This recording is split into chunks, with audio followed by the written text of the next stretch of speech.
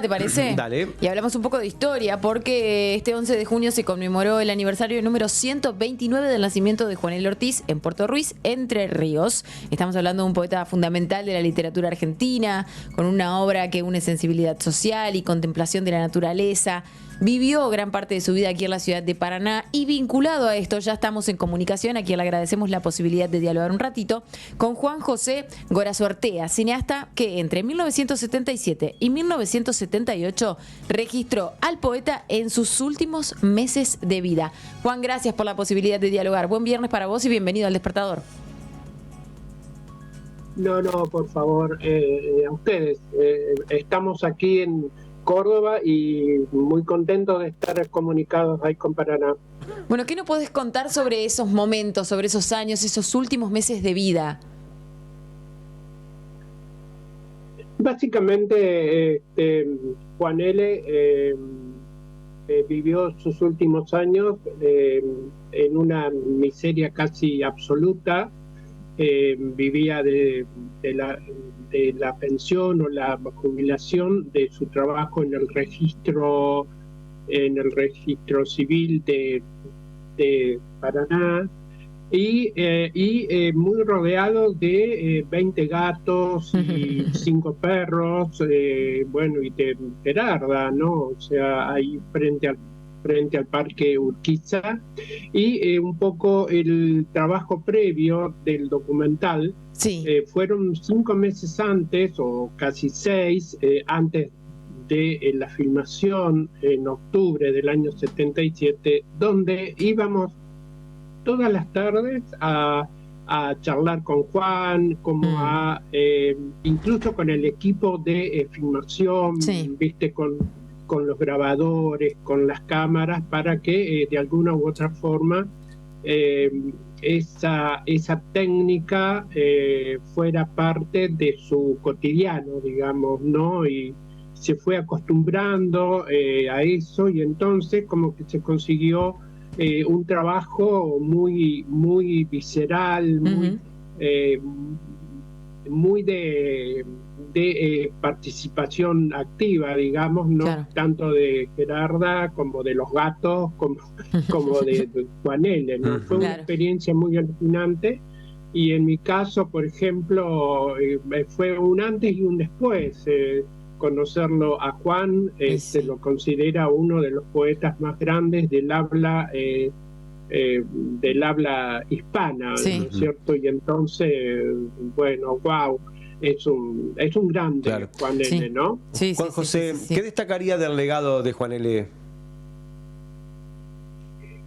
Yo, mira, a mí me gusta mucho su poética, la forma en que escribe esa poesía simple, esa poesía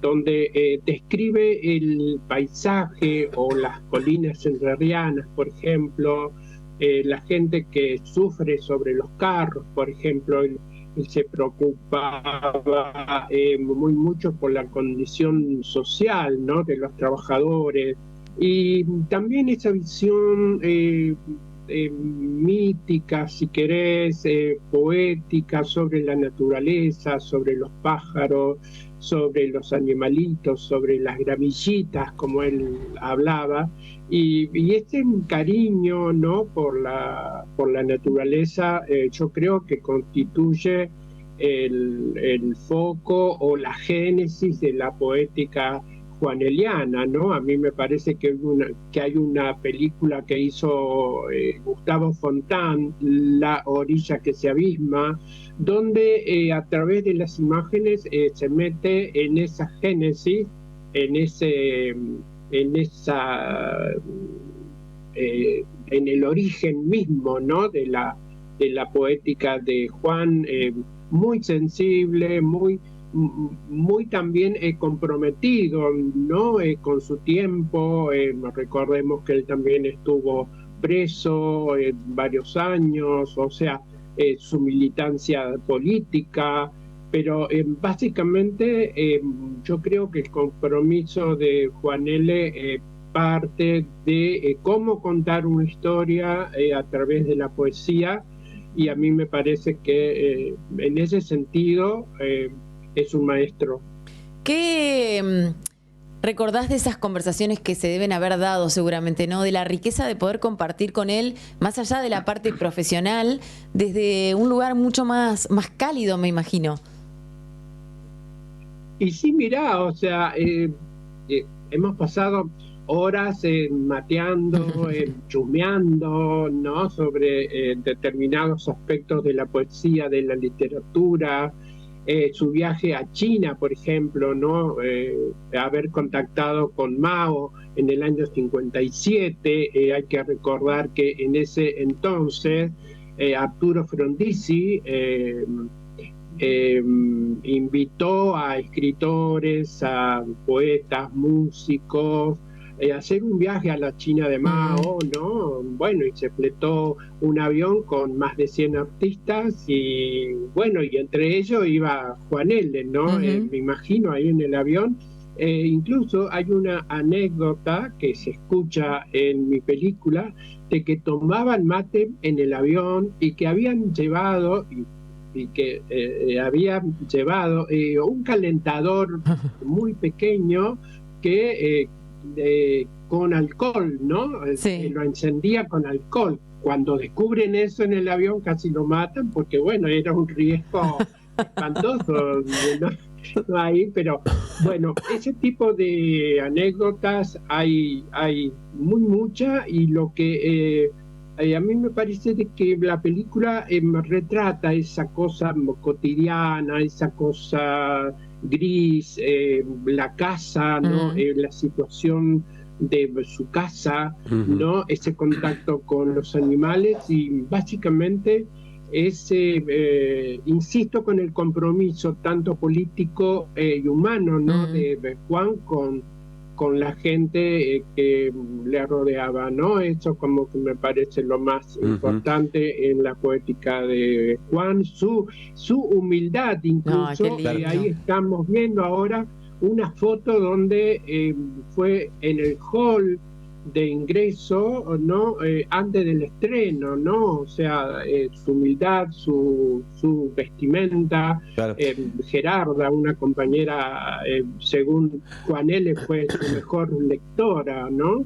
O sea, como que hay muchas cosas para contar, pero lo vivido es muy hermoso, sí, y muy bello. Juan José, ¿no? Riqueza. Esto es muy personal la pregunta. ¿Entiende que ha sido reconocido Juan L. en la provincia, en su provincia? Mira, a partir de la publicación de Laura del Sauce en 1973, que es donde yo ahí lo conozco, se hizo una presentación en una galería en la ciudad de Santa Fe. En ese momento yo estaba estudiando cine en el Cineclub Santa Fe, y se hizo esta presentación en la galería El Galpón, una galería que ya no existe más, por supuesto, pero ahí se hizo la presentación del libro, y ahí como que me enamoré del viejo, de su poesía. Yo no lo conocía, y ahí empezamos, a pensar en hacer un documento, ¿no? Que reflejara esa cotidianidad, ese cuerpo como muy pequeño, como muy amable, como muy lleno de sonrisa. Bueno, esa cuestión que a mí me enganchó mucho fue también su profundo amor por el cine, ¿no? O sea, le gustaba mucho ver las películas. Cuando yo lo conocí en el año, ya con 81 años, bueno, ya casi no caminaba, no salía, no había las alternativas que hay hoy, ¿no? Del digital, de poder ver las películas en la tele. Pero siempre él hablaba, bueno, de los maestros rusos, por ejemplo, de Luis Buñuel, y bueno, y de la gente que a él le interesaba mucho, y también muy preocupado por la cultura argentina, por el cine argentino, por la poética. Y en esos años apareció en la primera edición de cuentos cortos de Diego Angelino, otro entrerriano, y Juan L. Me regaló ese librito de cuentos y él me dice en el año, reitero, en el año 77, me dice, va a ser un gran cuentista argentino. Hablo de Diego Angelino. Me dio esos cuentos y realmente hoy Angelino es otro entrerriano que circula por el mundo con sus cuentos y con sus historias provincianas, ¿no? Muy bien. Juan José, hablaríamos mucho más, seguramente para recordar a Juan L. en sus 129 años, pero bueno, estamos ya sobre el cierre del programa, así que le agradecemos estos minutos, la disposición y por supuesto en algún momento nos vamos a volver a encontrar. Ay, sí. Por supuesto, sí. Y ahí Ángeles, ella tiene un link de mi película, así que yo permito de que se los pase y que puedan ver la película en sus casas tranquilos. Y yo desde Córdoba, un abrazo y les agradezco un montón. Y como decíamos, Juan L., aquí no ofrezco este sentimiento triste, tan sutil. Muchas gracias. Un abrazo Gracias grande, hasta luego. Juan José Gorazurreta es cineasta, 129 años del nacimiento de Juan L. Ortiz, se cumplieron esta semana, el 11 de junio puntualmente en Puerto Ruiz. Lo queríamos recordar también con parte de lo que ha sido su obra y su legado aquí en la provincia de Entre Ríos. ¿Nosotros tenemos que irnos? Nos despedimos.